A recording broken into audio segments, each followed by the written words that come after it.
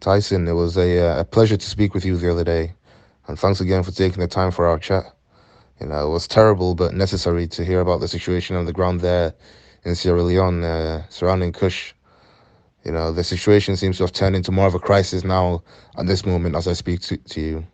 Especially hearing about your two friends who have recently, unfortunately, passed away because of this drug. It's I just first off wanted to hear more about who you are, your background, and the work you're involved in with the Future View Media to start with. Yes, it was really my pleasure to talk to you. And, I am so happy that you showed interest in trying to support and work together with us to see what we can do around this emergency that is currently affecting the youth of this country. First, I am the founder and director of a local film organization called Future View Media Center, which I found back in 2007 when I was still a very small or young boy. It was originally called Future View Film Group. Over the years, after getting a lot of training in filmmaking, both locally and international, I came back after I was fortunate to, attend the IDFA fellow in 2018, the Jackson Wild Summit in 2018 again. I came back and sit and think that the knowledge I have gained in filmmaking would be better utilized in Sierra Leone, because actually that is what I have always dreamed of. Over the years, what Future View have done is to, bridge communities. It's to create an impact in our society that it's rare to come along. What we have done is to look at an issue affecting our society that people don't normally talk about, that can be addressed through our filmmaking. And so over the years, we've done films addressing problems with agriculture when our agriculture was not doing well and the farmers needed new and improved methods. We were able to work with the Ministry of Agriculture here and make a film about it, which was taken around the country and impacted a lot on agriculture. Down the line, we also work with disabled groups to bridge the gap, to take away the stigma, the maltreatment, the neglect that their family members, people in their environment, society has been, putting on them since.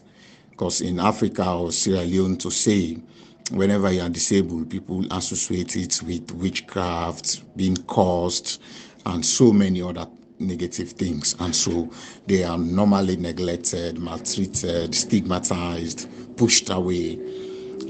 So we came in and give them a voice, tell their stories, tell what they feel when they are treated in this way.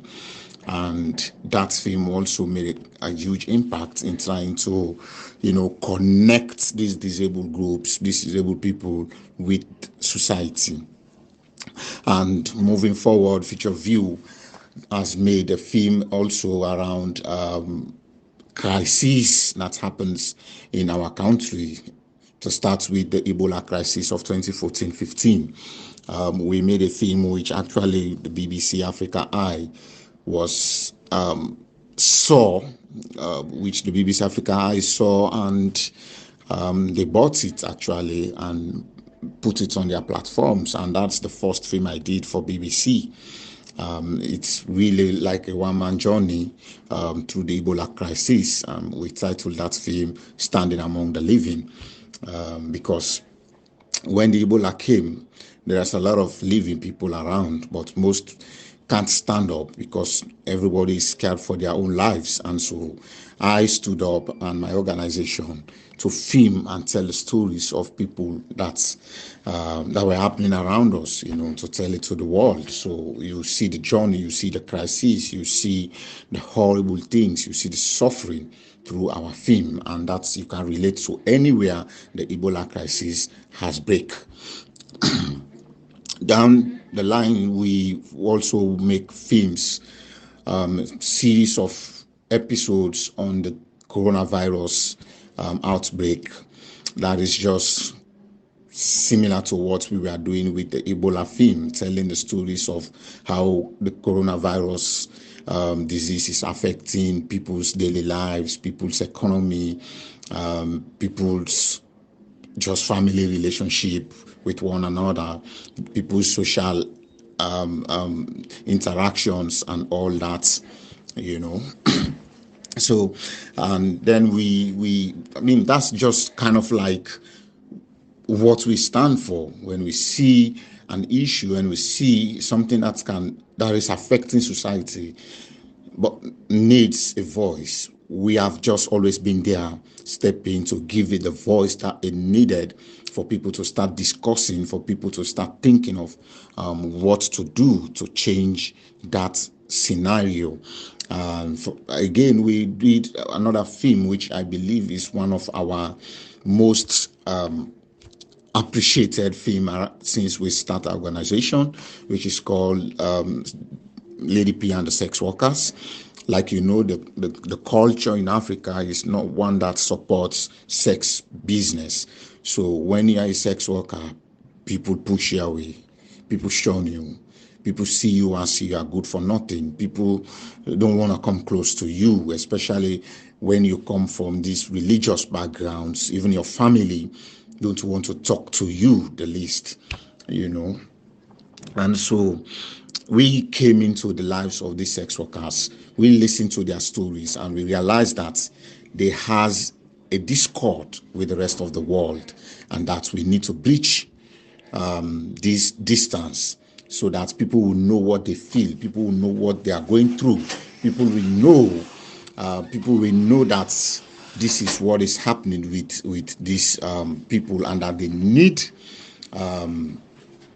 people's support to make sure they continue their daily life. And we were able to make a film around that, which was really, really, really appreciated, and people started discussing about their issues and what they are going through and all of the things that the film is trying to push. So that film created a lot of impact, because again it has some elements of human trafficking, that the sex workers in Sierra Leone are easily trafficked and taken to other countries and used as sex slaves. So two of our sisters were trafficked. These are people actually I've met and I was filming with before they were trafficked out. So we have to stood up, step up our game and try to establish contact with them and finally redeem them from this life and bring them back to Sierra Leone. So it was kind of like that film was kind of like a bridge to bring them close to the people, and now people started discussing how to improve the lives of these people. And just recently in 2021, I saw that there is a new drug called Kush that is really, really dangerous for development, and it's killing people. So I made a film about it. I follow real-time stories, real people who were actually into this drug, and they tell me what was happening, and the film was out. And it was a film that we intend to use to make sure people learn what was coming and try to avoid it and try to stop it, try to put a wall between them and this drug. Unfortunately, we didn't have the resources to take this film to the people that needs it most, and we appreciate the fact that BBC air that film on television and on social media, but the impact locally was not huge because Sierra Leone is a developing country. The technology is not that much. The economy is very difficult. So mostly the people that need the film most are people that you can find in ghetto communities and slum areas. And these areas, sometimes you don't even have a network in these areas. And even if you have a network, the people that are using Android phones in this area are very, very, very few. And even when they use Androids, they don't always have the money to get MBs, megabytes of the internet to go online and watch things. So not to talk about watching a whole of a film online. They don't do that, and they don't have access to television. So they need you to bring this film into their doorsteps, show them this film, and discuss with them in a way that's trying to change their thoughts, their path into bringing them out of the drug world. But we didn't have that opportunity. We didn't have the funds, we didn't have resources, and we didn't have the support to achieve this.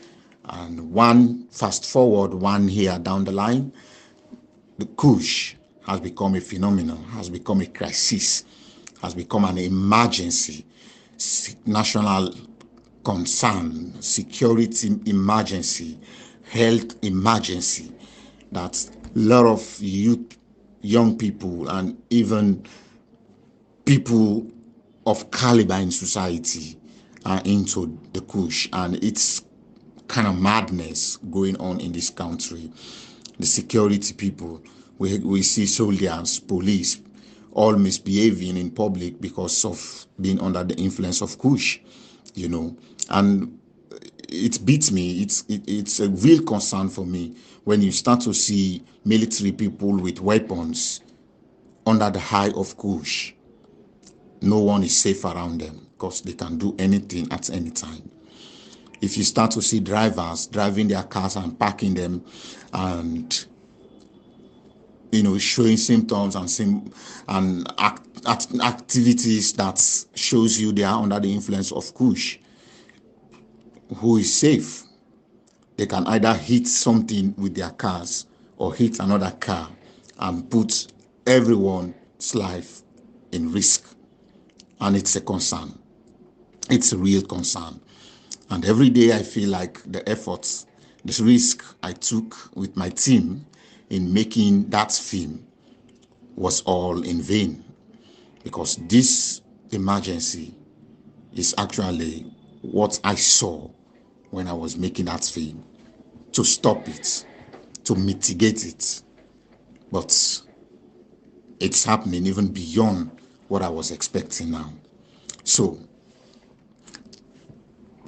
this is just what's going on social media. What about the thousands of people that the drug is affecting every day?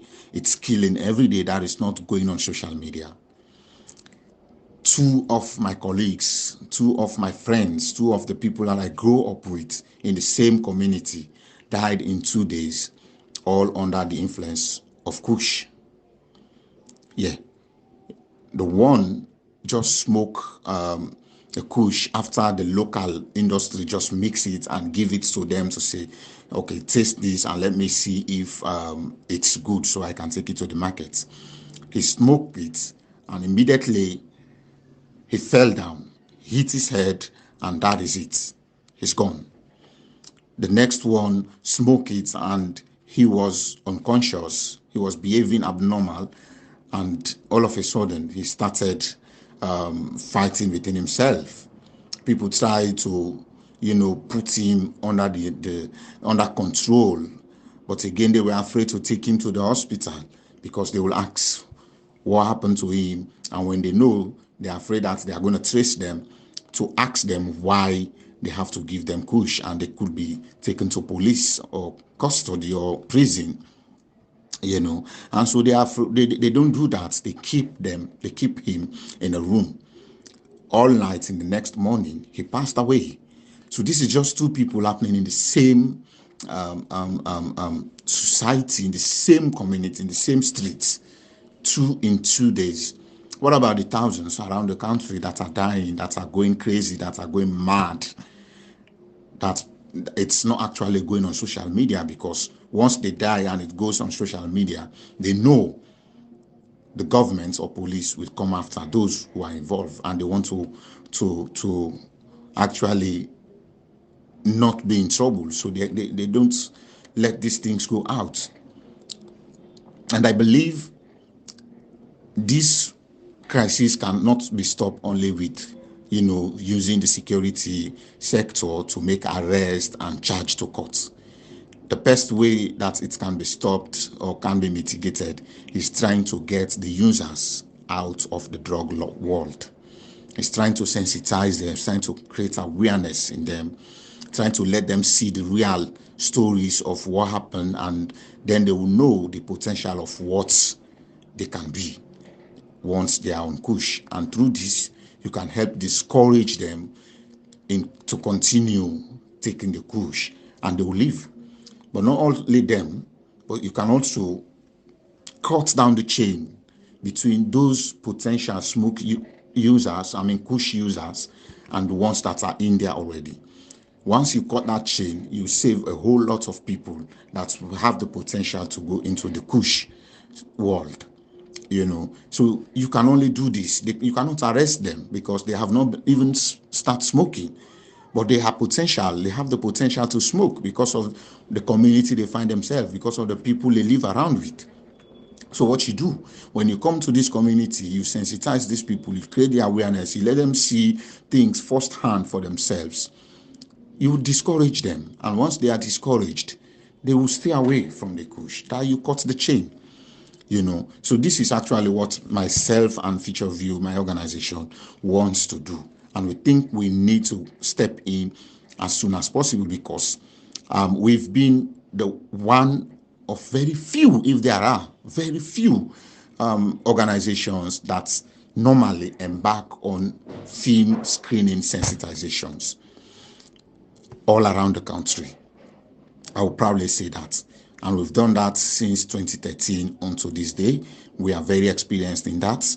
And I believe we've had tremendous success in screening films for our topics and target people.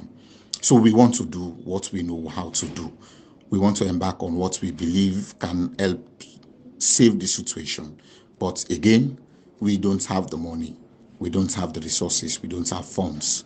And we are asking that people with good hearts, people who can support good cause, to step in and provide us with the funds so that we can, take up this good cause, this cause of saving people's lives in our country, and help mitigate the spread of Kush at this moment. Because every day now that passes, I feel like more people are going down the drains. I feel like we are losing more people every hour, every minute, because we've seen many videos coming up on social media every day. So we are calling on people.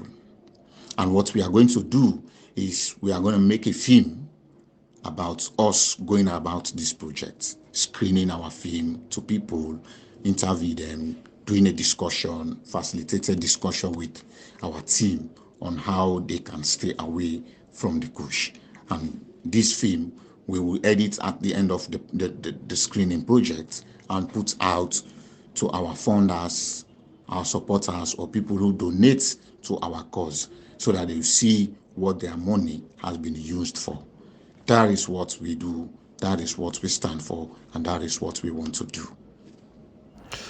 It's really inspiring to hear that you've been involved with this sort of humanitarian work from such a young age, Tyson. Really, it's inspiring to someone like me, to be honest. It's just fantastic work, and during our chat previously as well, you'd mentioned in that documentary you made, the woman you featured on it, who was using the drug, and she'd mentioned that a lot of her friends had passed away because of using the drug, and that she didn't want to go down the same road.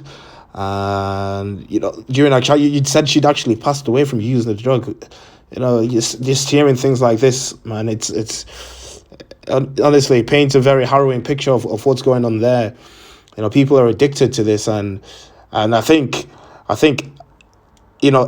unemployment, the lack of jobs there, and just people having nothing to do is sort of worsening the situation, if anything. And you'd also mentioned on the 10th of August, I believe, that there'd been some sort of altercation, what was described as an insurrection of sorts, in Sierra Leone, where soldiers and civilians, had been fighting each other, and people were killed during this time. Civilians were killed, and soldiers were brutally killed as well. And you think maybe Kush had something to do with the situation.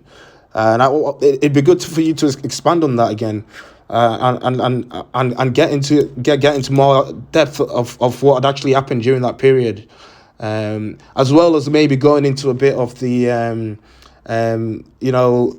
what exactly Kush is as a drug.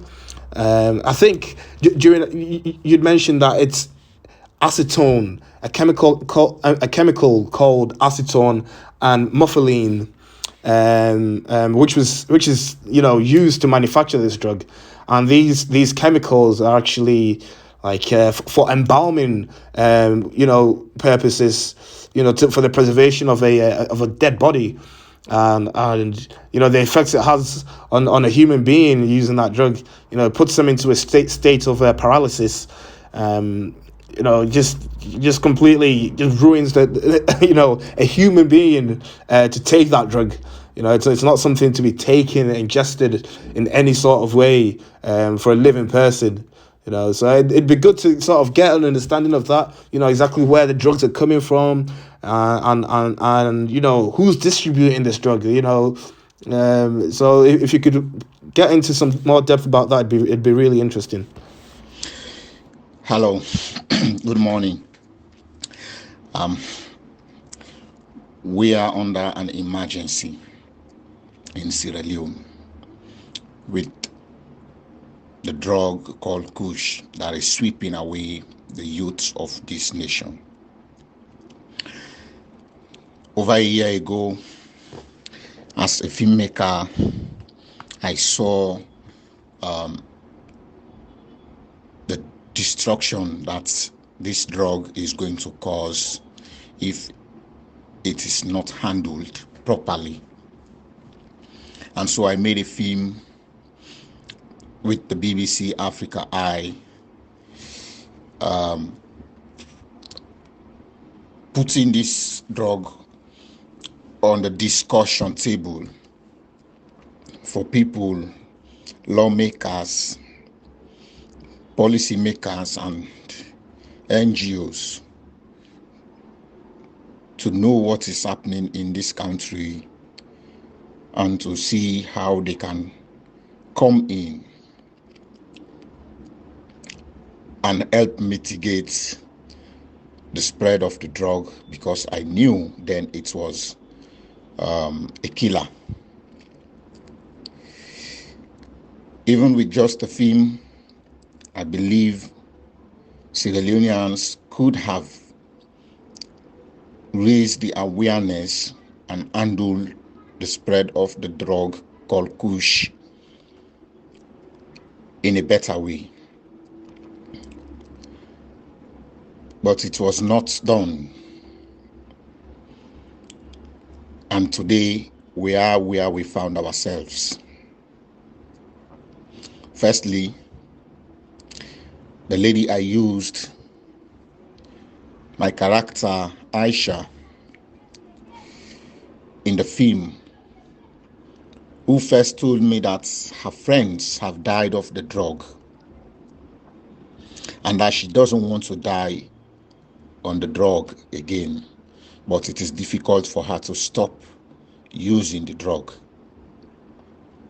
Unfortunately, she passed on some months ago, and it was established that she took Kush and she was under the high, and she could not survive it. She died off. As we've seen many videos making the rounds on social media of people of all categories under the high of Kush, the ordinary men, drivers, office workers, military police and soldiers with firearms under the high of Kush. No one is safe. Because if men with firearms can be under the high of the drug, it takes a little thing. It takes not much for them to go out of control and use their arms. They can easily open fire because they are uncontrollable.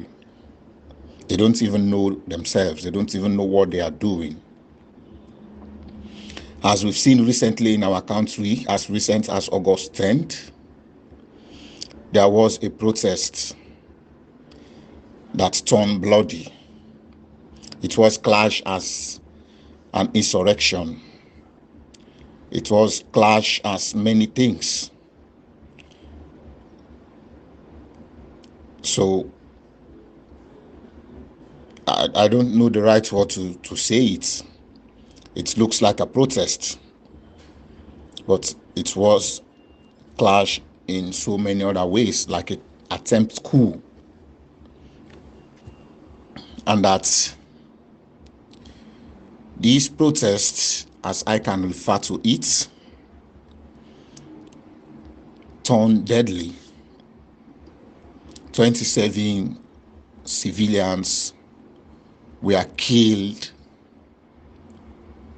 by the Sierra Leone police and military soldiers, and 7 police were also brutally killed by the civilians and people in the protest. But one will be shocked to know that a lot of the people, especially civilians that were killed, were not actually part of the protest. Some of them are found in their houses, in their rooms or verandas, shot dead. What could have led to this atrocity? What could have taken people's minds into committing short killings? Could it be that the youths that were protesting were under the high of this drug called Kush, and that they actually can muster the courage to brutally kill police as they did? Could it also be that the men with firearms who were killing people, even those that were not part of the protest, were also under the high of the drug called Kush? It left people with so much to think about. And few months after the protest, all of a sudden, our social media, the internet, is flooded with videos of people on the high of Kush. And I will tell you, this is just the people that are filmed and uploaded on the internet. Hundreds goes by without the eyes of the internet. As I speak, last week alone, my community, my streets, lost 2 young people into Kush. These are people I knew. These are people I grew up with. We played football on the same teams in our street team, and we are close to me. And I actually saw them 2 days before they died away. They were all confirmed that someone brought a Kush type and asked them to test it in different locations. And immediately the one called Maka died, and Figo the next day died as well. One will start to wonder, what is really Kush? Kush comes from marshmallow. And like you know, marshmallow is not a prohibited substance. And so people were bringing it to Sierra Leone. But today,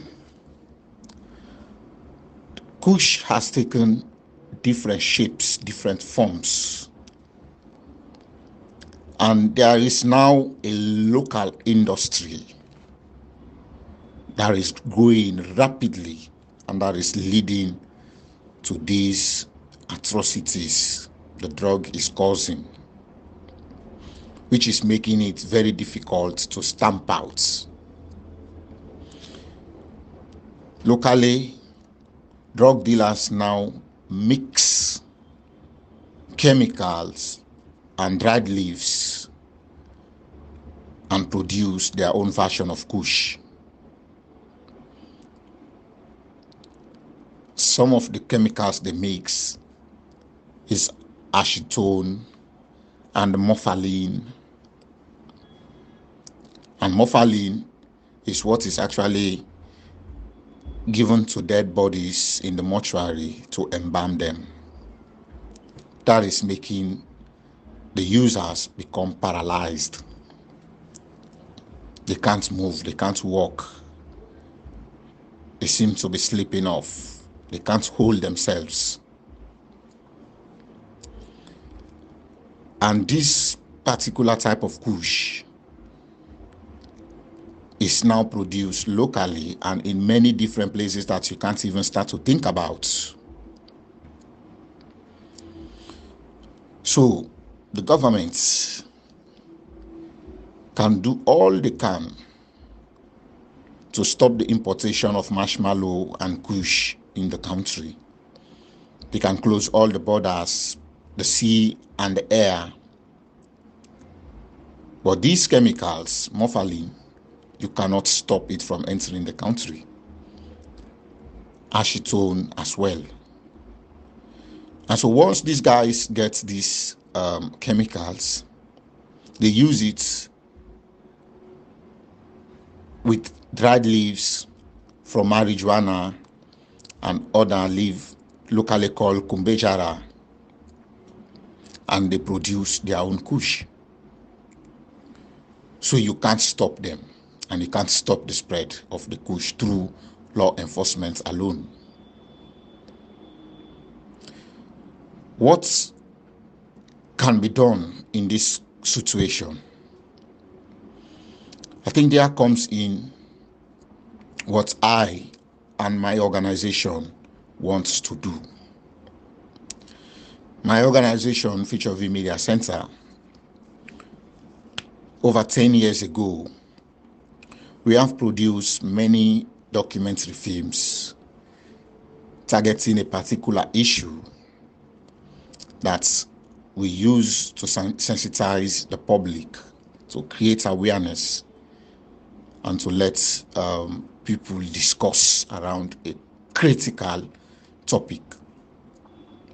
I could cite so many examples, some of which are the 2013 documentary film we made for agriculture, as our country was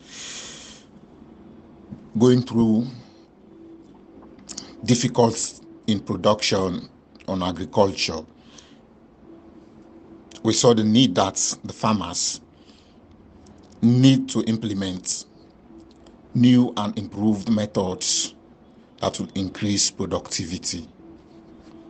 And so we work with the Ministry of Agriculture and SLARI, and we produce a documentary that will add value to the production of crops, especially cassava.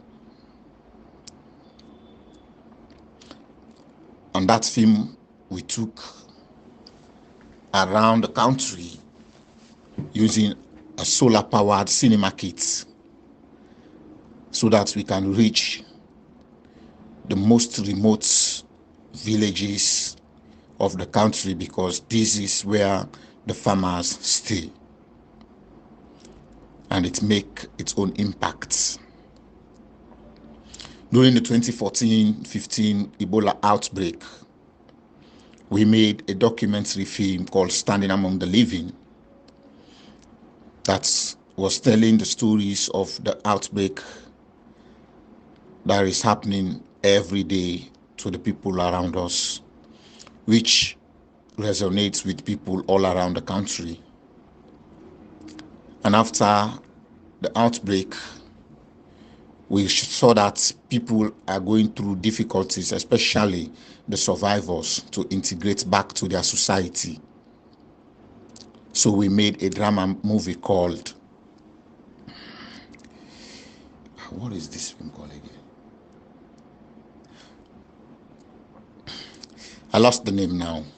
But we made a drama movie that speaks to people about accepting the survivors and seeing them as one and integrate them into the society. That film was also taken around communities, and it helped integrate people back to their societies, to their environments, to their families. And moving down, when the corona crisis happened, we made series of episodes on how the crisis was affecting the daily lives of Sierra Leoneans. Moving on, we saw the need that sex workers needed a voice. These people were neglected, abandoned, segregated, maltreated, and pushed away. No one was willing to discuss them. No one was willing to discuss what they were going through.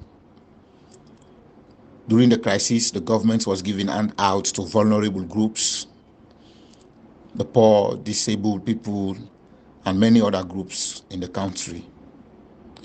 But these sex workers were not considered. They didn't receive those handouts. And we found out they were as affected as any other person, if not more, because there were lockdowns, curfews, and they make their living in the night when they go out.